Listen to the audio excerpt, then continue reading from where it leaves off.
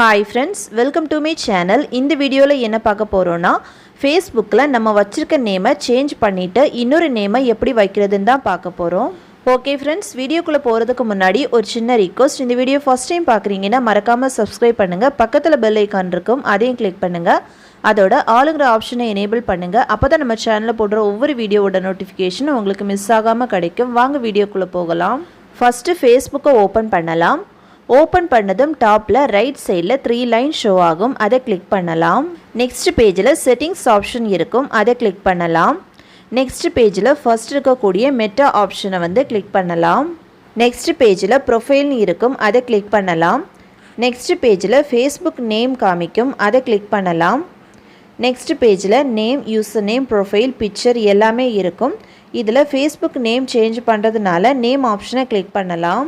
Next பேஜில் பார்த்தீங்கன்னா நேமில் first name, middle name, last நேம்னு இருக்கும். இதில் எந்த நேமை சேஞ்ச் பண்ணணுமோ அதை சேஞ்ச் பண்ணலாம். நேம் ஃபுல்லாக சேஞ்ச் பண்ணுறதா இருந்தாலும் சேஞ்ச் பண்ணலாம். நான் இதில் லாஸ்ட் நேம் மட்டும் சேஞ்ச் பண்ணுறேன். சேஞ்ச் பண்ண அப்புறமா ரிவ்யூ சேஞ்சுன்னு ஒரு ஆப்ஷன் கீழே கொடுத்துருப்பாங்க, அதை கிளிக் பண்ணலாம். நெக்ஸ்ட் பேஜில் பார்த்தீங்கன்னா ப்ரிவ்யூ யுவர் நியூ நேம்னு கொடுத்துருப்பாங்க. இதில் 2 நேம்ஸ் சஜஸ்ட் பண்ணியிருப்பாங்க. இதில் உங்களுக்கு எந்த நேம் வேணுமோ அதை செலக்ட் பண்ணலாம். ஆனால் நீங்கள் ஒரு வாட்டி நேமை சேஞ்ச் பண்ணிட்டீங்கன்னா 60 நாள் வரைக்கும் திரும்பவும் அந்த நேமை சேஞ்ச் பண்ண முடியாது. அதே நேம் தான் இருக்கும். 60 நாளைக்கு அப்புறம் வேணும்னா அந்த நேமை சேஞ்ச் பண்ணலாம். அதுதான் இதில் மென்ஷன் பண்ணியிருக்காங்க. செலக்ட் பண்ண அப்புறமா சேவ் சேஞ்சுன்னு கீழே ஒரு ஆப்ஷன் இருக்கும், அதை கிளிக் பண்ணலாம்.